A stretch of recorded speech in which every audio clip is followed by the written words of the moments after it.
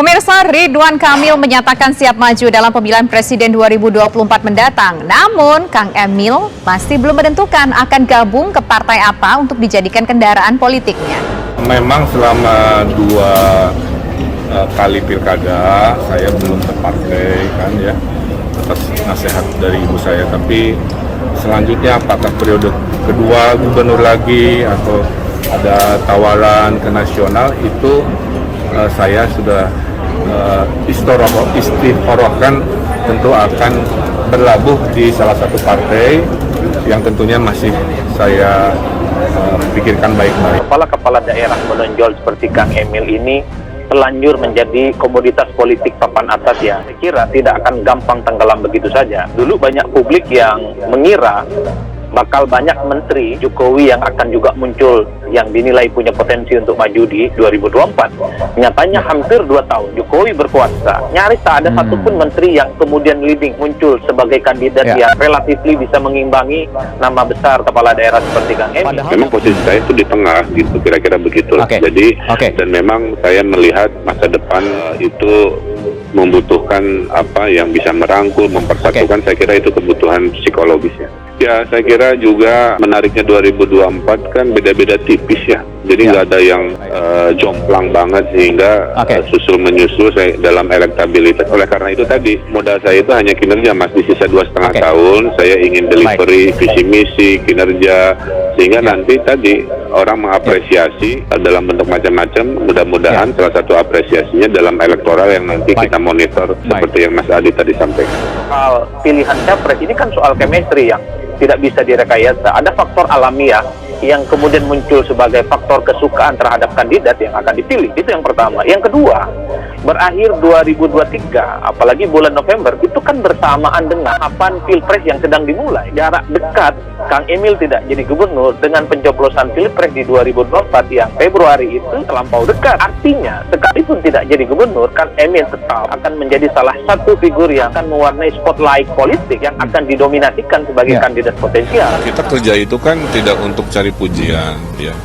Kita kerja memang harus seperti ini kan. Orang mengapresiasi itu macam-macam. Ada yang bikin lagu ke saya ngedoain, ada yang bikin TikTok, ada yang kirim surat, ada yang juga menaikkan elektabilitas. Jadi bagi saya itu hanya cerminan aja.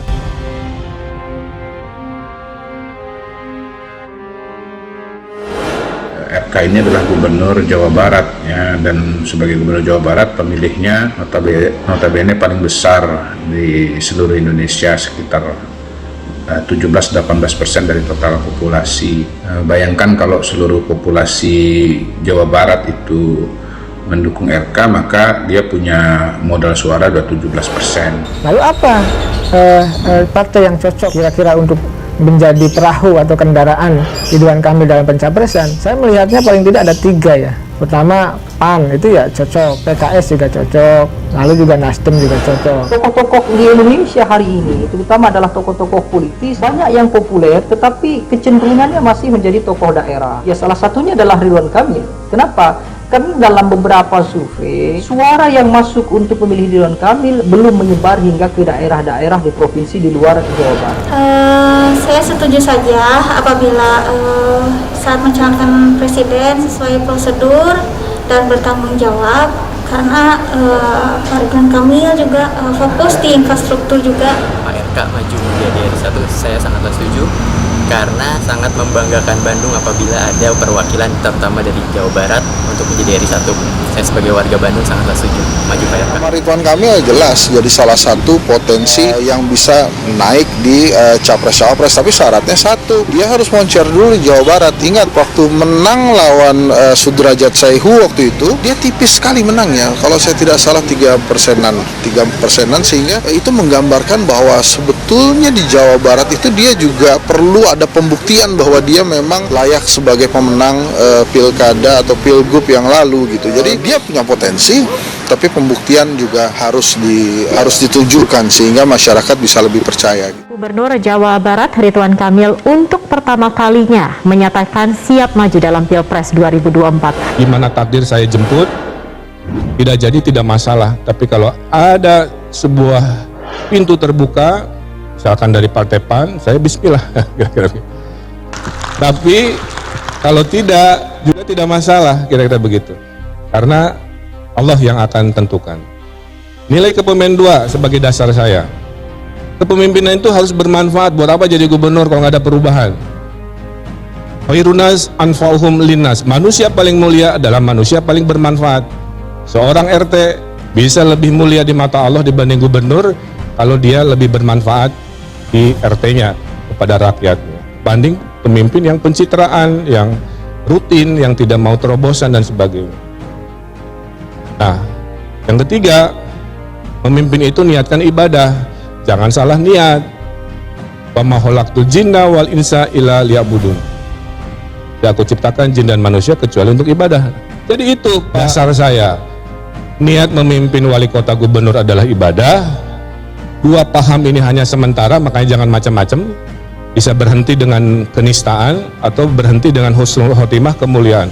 Yang ketiganya tadi yaitu memberikan anfa'uhum, kebermanfaatan bagi masyarakat. Kesulitan partai untuk mencari calon potensial hari ini membangun koalisi yang cukup ya untuk mengusung presiden adalah imbas dari pragmatisme politik yang dibangun partai pada saat itu ya kan, mengusung gagasan soal presidensial threshold akhirnya jadi jebakan buat partai sendiri kan gitu ya, sulit mencari calon gitu. Nah yang kedua soal pragmatisme politik ini juga menurut saya partai perlu mengurangi lah gitu ya, bahwa kemudian pasti ada pertimbangan pragmatis, kepentingan untuk menang iya, tetapi pragmatisme partai ini menurut saya yang menjadi persoalan serius. Kenapa kemudian kita selalu gagal bicara tentang kaderisasi dan regenerasi di partai? Pada akhirnya ini menyulitkan partai gitu ya, mereformasi dirinya, menampilkan figur-figur yang terbaik, karena orang-orang yang terbaik itu cenderung dikesampingkan oleh partai gitu ya, karena mereka bukan bagian dari elit kekuasaan partai. Syarat untuk maju dalam demokrasi ini ada 3, Pak. 1, elektabilitas, 2, ada logistik, 3, ada perahu partai kira-kira. Rakyat ini hari ini melek media sosial. Apalagi di era digital seperti ini, semua kerikot faktor tadi, elektabilitas, kemampuan, integritas, kinerja dan sebagainya. Menurut saya partai tidak lagi berani bermacam-macam dengan slogan-slogannya, harus punya komitmen terhadap ideologinya. Apalagi bicara tentang ideologi berarti harus juga mengikuti kehendak rakyat. Karena gini, rakyat punya cara tersendiri untuk memberi sanksi terhadap partai. Yang paling membuat saya gelisah adalah bangsa ini mudah bertengkar, itu aja yang pertama nih. Sehingga harus ada politik rekonsiliasi, harus ada politik merangkul, harus ada politik dialogis. Makanya posisi saya itu di tengah. Ingin merangkul yang cenderung ke kiri-kirian, ingin merangkul yang cenderung terlalu kanan, kan begitu ya. Tetap dalam ranah Pancasila, kemudian menjaga Pancasila dari kiri komunis, dari kanan terlalu khilafah. Nah, hal-hal itu kan menghabiskan waktu. Yang lain Elon Musk sudah bikin teknologi ke Mars, kita masih bahas urusan-urusan beda agama, urusan-urusan izin rumah ibadah dan lain sebagainya. Jadi saya kira tidak bisa kita menawarkan visi misi apapun, secanggih apapun inovasi kalau kondusivitas batin masyarakat Indonesianya belum masuk ke dalam sila ketiga. Jadi ada tekanan dalam sila ketiga, yaitu persatuan Indonesia, yang bangsa ini harus bereskan. Karena yang lain-lain itu sifatnya nanti teknokratis.